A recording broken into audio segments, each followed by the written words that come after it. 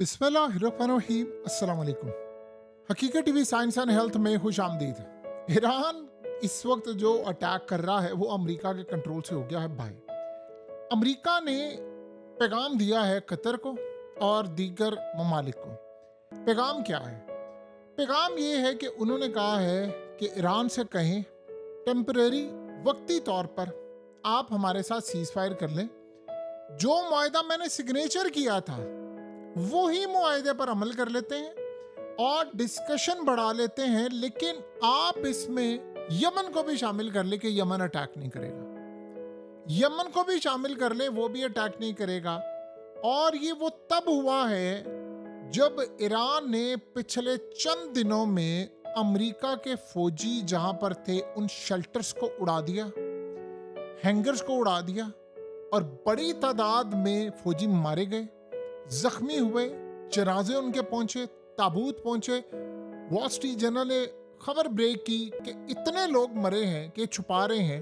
फिर पीट हेग्सेट को बुलाया गया सेनेट के अंदर, उसकी बेइज्जती हुई, उसको जलील किया गया। ये तमाम चीजें हुई और कहा कि इस सूरत हाल के अंदर आप बातचीत के लिए आ जाए, पुराना मुआहदा बहाल करें। ईरान ने इनकार कर दिया। अब कतर और दीगर ममालिक उनको मना रहे हैं कि आप सीज फायर कर लें।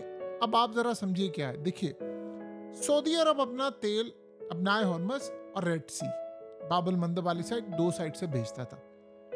अमेरिका की वजह से हुआ यह है कि पहले जब स्ट्रेट ऑफ हॉर्मस बंद हुआ तो वो रेड सी से उन्होंने तेल अपना भेजना शुरू किया। बड़ी तादाद में रिकॉर्ड तेल भेज रहे थे वो। और आपको पता है सबसे ज्यादा उनका बड़ा बायर है चाइना। चाइना उनसे तेल ले रहा था और धड़ाधड़ तेल ले रहा था, धड़ाधड़।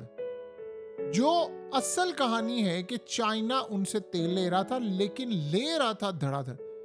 अब यहां मामला यह हुआ है कि यमन ने वो रास्ता भी ब्लॉक कर दिया। अब वो तेल नहीं गया। अगरचे ये हुआ कि चाइना के 2 ऑयल टैंकर चले गए, लेकिन बाकी ममालिक की तरफ तो नहीं ना जा रहा तेल। अब सबसे बड़ा चैलेंज क्या है?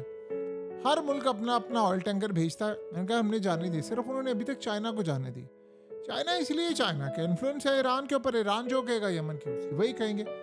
अब यहां सबसे बड़ा मसला ये हुआ है कि सारी सूरत हाल में अमेरिका जो अटैक कर रहा है, अमेरिका का अटैक ईरान में फ्रूटफुल रिजल्ट नहीं ला पा रहा, जबकि ईरान का जो अटैक है उसकी सूरत हाल ये है कि सेंटकॉम का हेडक्वार्टर मुंतकिल करना पड़ा है इजराइल, और वो जाने वाला है। और अमेरिका कंसीडर कर रहा है कि कुछ बेसिस से उसको निकलना पड़ेगा। कतर से उसने अपने जहाज खत्म करवा लिए, वो उड़ाकर वो इजराइल ले गया है। तो आप इमेजिन करें, ये गुज़श्ता रात ऐसी थी जब अमेरिका ने कोई बड़ा अटैक नहीं किया, लेकिन उस लेवल का नहीं किया। अब इंटेलिजेंस रिपोर्ट शायद उनके पास नहीं है, ये अड्डे खाली कर चुके हैं या आउट ऑफ प्लान हो चुके हैं, या ये ममालिक अपने अड्डे उनको इस्तेमाल नहीं करने दे रहे, जो मर्जी आप कहें। लेकिन अमेरिका ने कोई ऐसी सूरत हाल नहीं की जिसका उनको कोई फ्रूटफुल रिजल्ट मिले।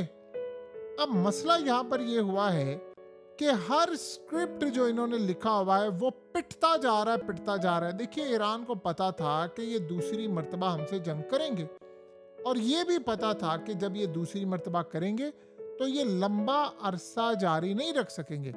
ये शायद ईरान के पास प्लान इतना वाज़िया था कि इसके मुताबिक उन्होंने अपनी पूरी की पूरी स्ट्रेटजी तैयार कर रखी थी कि अब अगर दोबारा मुआहदे की तरफ आते हैं, एमओयूज की तरफ देखें, मुआहदे और दीगर चीज़ों की तरफ देखें।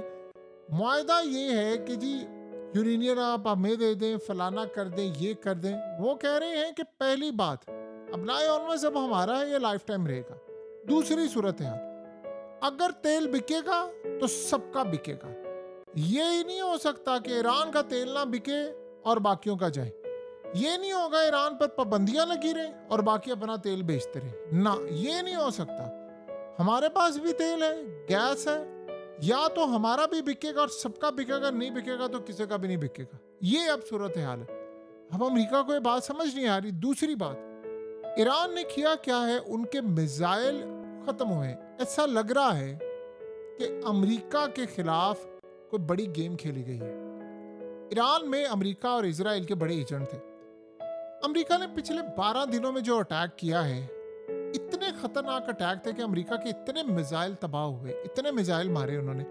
इवन के ईरान ने जो मिसाइल मारे, ड्रोन्स मारे, उनको रोकने के लिए मिसाइल मारे। अमेरिका के पास इन 12 दिनों में जो उन्होंने मिसाइल मारे हैं, उन्होंने कई सालों का जखीरा खत्म कर लिया। ईरान बड़ा खुश है। लग ऐसे रहा है कि ईरान के अंदर कुछ एजेंट्स पकड़े गए थे बड़े लेवल के, छोटे लेवल की बात नहीं हो रही कि छोटे मोटे। उन्होंने अमेरिका को कुछ लोकेशंस दी हैं कि यहाँ पर ये चीजें हैं, इनके फौजी हैं, आप यहाँ पर अटैक करें। और वो अटैक गालिबन 2 नंबर था, यानी वहां पर अटैक करवाए गए हैं जहां पर असल में अटैक की जरूरत ही नहीं थी। वहां पर मिसाल के तौर पर अगर नीचे गत्ते की फैक्ट्री बना दी है या नीचे उन्होंने बहुत सारी ऐसी चीजें रख दी है जहां पर आप अटैक करें, आपको कोई फर्क ही नहीं पड़ता आपने किया है या नहीं किया। उनको कतन इस बात से कोई फर्क नहीं पड़ा। यानी नीचे उन्होंने कोई दिखावे के लिए बैलून टाइप सामान भी रखे, सैटेलाइट से नजर नहीं आता। ह्यूमन इंटेलिजेंस ही हो सकती थी ना, तो ह्यूमन इंटेलिजेंस लग रहा है कि वो डबल एजेंट्स के थ्रू हो रही है। यानी जो बंदे पकड़े गए हैं उनके जरिए आप डिसइंफॉर्मेशन भेजते हैं। ये एजेंसियों में काम होता रहता है। अब यहाँ जो सबसे बड़ा चैलेंज हुआ है कि अमेरिका इसको पकड़ नहीं पा रहा। अमेरिका के बारे में अब वहाँ के ऑफिसर्स ये कह रहे हैं कि अगर ईरान की इतनी तबाही, तुमने कहा था हमने ईरान की नेवी खत्म कर दी, उसकी एयरफोर्स खत्म कर दी, उसकी फौज खत्म कर दी, उसके बावजूद पिछले 12 दिनों से तुमने अटैक किया। अगर खत्म हो गई थी तो पिछले 12 दिनों में अटैक क्यों हुआ? और अगर पिछले 12 दिनों में तुमने सब कुछ मजीद तबाह कर दिया तो ये हमारे साथ क्या हो रहा है? ये हमारे फौजी कैसे मारे गए? ये जॉर्डन में क्या हश्र हुआ है हमारा? ये कुवैत में क्या हुआ है? ये बहरीन में क्या हुआ है? ये हो क्या रहा है यहाँ पर? इतनी तबाही के refuelling tankers, aerial refuelling tankers आपको इसराइल मुंतकिल करने पड़े। अगर वहां से यहाँ पर आए हैं तो इसका क्या मतलब है? इसका मतलब कुछ और है। इसका मतलब है कि आपको पता है इसराइल पार्टिसिपेट क्यों नहीं कर रहा है इस वक्त जंग में? आप गौर करें जरा, ये बड़ी अजीबोगरीब बात है कि इसराइल इस वक्त पार्टिसिपेट क्यों नहीं कर पा रहा।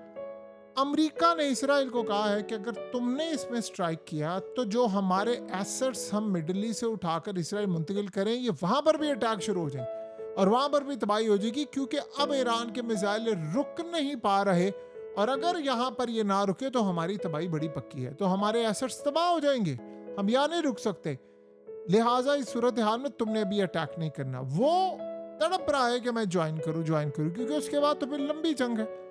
और पॉसिबिलिटी यहाँ पर ये है कि इस सारी सूरत हाल में अब ये जो अचानक से आपने कतर में देखा है ना कि कतर से इन्होंने जहाज उठाकर इसराइल मुंतकिल किए, लग ऐसे रहा है कि ये ममालिक इनको कह रहे हैं कि भाई आप फारिग हो, हमने ये जंग अपने मुल्कों में नहीं लानी, ये जंग इसराइल की थी।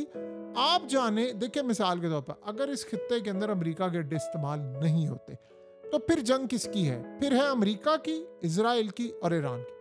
फिर ईरान जाने और इसराइल जाने, फिर वो कहां पर अटैक करेगा? वो सीधा सिर्फ अटैक करेगा इसराइल पर। अगर ये सारे अड्डे खाली होकर यहाँ पर चला जाए, ये सूरत हाल हो जाए, क्योंकि अमेरिका देखिए हिफाजत तो करने में नाकाम ही रहा है ना अभी तक।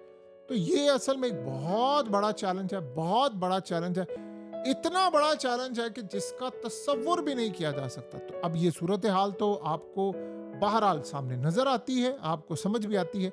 तो सवाल अब यहाँ पर ये होता है कि व्हाट नेक्स्ट, अब क्या होगा और क्या हो सकता है? यहाँ असल में सबसे बड़ा चैलेंज ही ये बना हुआ है इस वक्त अमेरिका के लिए कि इस पूरे के पूरे खेल को अमेरिका जिस लेवल पर देख रहा है वो खतरनाक लेवल है। वो आपको कोई फ्रूटफुल रिजल्ट देता हुआ इस वक्त नजर नहीं आ रहा। तो क्या इस सारी सूरत हाल में अमेरिका के लिए ये मानना बहुत ज़्यादा ज़रूरी हो चुका हुआ है कि ये सूरत हाल उसके लिए काम करेगी? सवाल ही पता नहीं होता। तो फिर व्हाट नेक्स्ट, प्लान क्या है और चैलेंज यहाँ पर क्या हो सकता है अमेरिका के लिए, जो असल देखने वाली बात है। देखिए अमेरिका ने इस सारी सूरत हाल में अभी तक जो चीज़ देखी है, जो उनको समझ नहीं आ पा रही, जो उनके लिए असल में चैलेंज भी बना हुआ है सारे का सारा मामला, वो कुछ इस तरह से है कि अमेरिका इस पूरे के पूरे खेल को किसी ना किसी तरह मंतकी अंजाम तक ले जाना चाहता है बगैर लड़े। लेकिन इसराइल का प्रेशर इतना ज्यादा है कि लड़ना है, अब वो नुकसान करें अपना एसेट। कोई तो ऐसी यानी जो पोजीशन पे बैठा हुआ शख्स है वो नहीं कह रहा ट्रंप को कि आप ये लड़ाई करें, फिर हर कोई ये कह रहा है कि नहीं, ये जंग हमारे बस से बाहर है, हम ये नहीं लड़ सकते, हमारे कंट्रोल से बाहर है, आप जितना इस जंग में घुसेंगे उतना आप नुकसान करेंगे। तो अब अमेरिका के लिए एक लड़ाई ये भी है और अमेरिका के लिए बाद में भी मामला खराब है।